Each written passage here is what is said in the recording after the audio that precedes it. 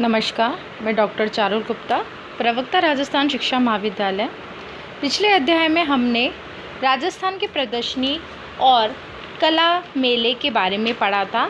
आज हम नाटक का उद्भव के बारे में पढ़ेंगे। संस्कृत नाटकों की समृद्धि तथा परंपरा का मध्य युग में हास्य हो चुका था। यह भारतीय इतिहास का वह समय था जब शताब्दियों तक सुख संपत्ति का रहने के कारण तथा अन्य ऐतिहासिक कारणों से राष्ट्र के जीवन में रूढ़िप्रियता अंकुरित होने लगी थी। ऐसे समय में मुसलमानों के आक्रमण होने प्रारंभ हो गए थे। इससे भारतीय जीवन अव्यवस्थित तथा अशांति से परिपूर्ण हो गया था। भारत पर शासन करके उसके धर्म, सभ्यता तथा संस्कृति को भी नष्ट करने चाहते थे। इसके फलस्वरूप इसी शांति तथा राजनीति के युग में ललित कला का विकास रुक सा गया था। आगे चलकर आधुनिक काल में इस परिस्थिति का प्रतिकूल प्रभाव सभी कलाओं पर पड़ा और नाटक के सामने तो विशेष रूप से जीवन मरण की समस्या आ खड़ी हो गई थी।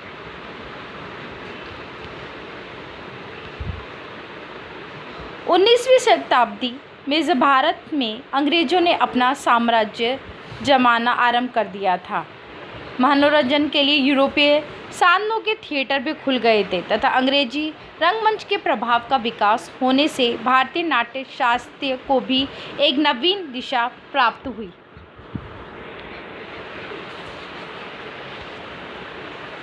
नाटक की अवधारणा। भारतेंदु हरिश्चंद्र एक युग में प्रवर्तक नाटककार थे। उन्होंने न केवल तत्कालीन नाट्य लेखन को प्रभावित किया, रंगमंच गतिविधि में भी सक्रिय योगदान दिया। उनके लेखकों ने नाट्य रचना करते समय भारतेंदु के नाट्य सिद्धांतों व्यापारिक रूप में ग्रहण करने के अतिरिक्त नाटक के सैद्धांतिक समीक्षा में भी उनकी मान्यताओं को आधार माना, क्योंकि इससे पूर्व हिंदी में कोई नाट्यशास्त्र ग्रंथ उपलब्ध नहीं थे। नाटक शिष्य निबंध हिंदी में नाटक के सैद्धांतिक विवेचन की दृष्टि से प्रथम मौलिक प्रयास है। हिंदी के नाटककारों ने भी इसके महत्व को स्वीकार किया। नाटक के स्वरूप के अंतर्गत नाटक को परिभाषित करने के अतिरिक्त नाटककार के संबंध में कुछ नियम निर्धारित किए गए हैं। नाटक शब्द की व्याख्या उन्होंने इस प्रकार की है। नाटक शब्द का अर्थ नट लोगों की क्रिया अर्थात विद्या प्रभाव से अपने वह किसी वस्तु के स्वरूप में फेर कर देने वाले को दृष्टिरोचन फिरने को नाटक में पात्रगण अपना स्वरूप परिवर्तन करके अनेक स्वरूप धारण करते हैं या वेश विन्यास के पश्चात रंगभूमि में स्वीकार कार्य साधन हेतु फिरते हैं। नाटक के तत्व। नाटक के संबंध में निम्नलिखित तत्व विचार किए गए हैं। पहला, कथा वस्तु। कथा वस्तु नाटक का आधारभूत है। कथा वस्तु का अर्थ है नाटक की केंद्रीय कहानी का रूप। कथा वस्तु द्वारा नाटक की भाषा, वेशभूषा, परिवेश, संवाद, प्रभाव आदि का तय होता है। कथा वस्तु के भेद। कथा वस्तु के भेद दो माने गए हैं, एक तो आधारिकारिक वस्तु और एक प्रशंसक वस्तु। तीसरा है कथा वस्तु का विभाजन। नाटक के एक एक विभाग को एक एक अंग कहते हैं। अंग में वर्णित नायक नायिका के पात्र का चरित्र और आचार व्यवहार को दिखाया जाता है। चौथा है पात्र एवं चरित्र चित्रण।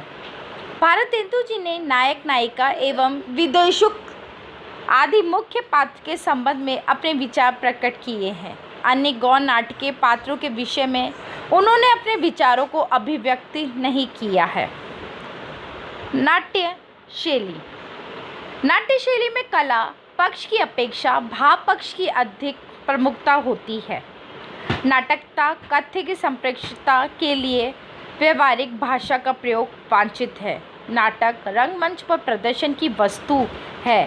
भारतेंदु जी के अनुसार सहज बोधगम्य एवं पात्रानुकूल भाषा तथा पद की सीमित प्रयोग नाटकीय रचना विधान के आवश्यक गुण है। नाटक के भेद भी बताए गए हैं। आंगिक अंगों के संचालन द्वारा किया गया जो अभिनय होता है वह आंगिक अभिनय कहा जाता है। आंगिक अभिनय के अंतर्गत अंगों का संचालन, उनका प्रसारण अथवा संकोचन आदि करना होता है। मुख्य मुद्राएं, हाथों की चेष्टा और भिन्न भावों को अनुरूप मुद्राएं बनाना आंगिक अभिनय कहलाया जाता है। वांछित परिस्थितियों, मौखिक अभिव्यक्ति द्वारा किया गया अभिनय। इस अभिनय में वचनों के माध्यम से अभिनय किया जाता है। इसके अंतर्गत पात्र को अनुरूप भाषा, संवादों की वाक्य संरचना तथा उच्चारण आदि पर विचार किया जाता है।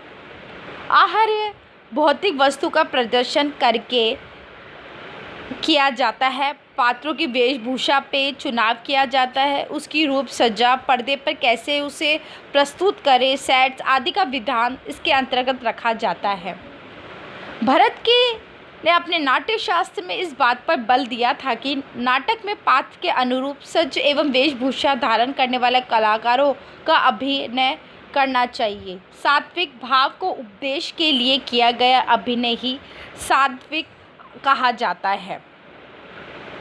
नाटक की आवश्यकता के अनुसार आचार्य भरत मुनि ने अपनी महत्ता की ओर संकेत करते हुए भी बताया है कि जिस व्यक्ति ने नाटक न देखा हो उस व्यक्ति का जन्म व्यर्थ माना गया है तथा ऐसा काव्य भी निरर्थ है जो नाटक के रूप में प्रस्तुत नहीं किया गया हो।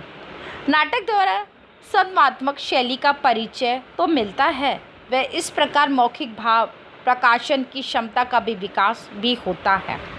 मनोवैज्ञानिक दृष्टिकोण से अन्य विधाओं की अपेक्षा ज्ञानेंद्रियों के सक्रिय रहने के कारण इसका प्रभाव मानव पटल पर प्रत्यक्ष रूप से पड़ता है। अशिक्षित मनुष्य भी किसी विषय को नाटक की सहायता से सफलतापूर्वक समझ सकते हैं। अवकाश के क्षणों का सदुपयोग करने का नाटक का स्वस्थ साधन माना गया है। नाटक द्वारा मानव प्रकृति का व्यवहार तथा विभिन्न प्रकार के आदर्श चरित्रों का अध्ययन सहज रूप से किया जाता है। धन्यवाद।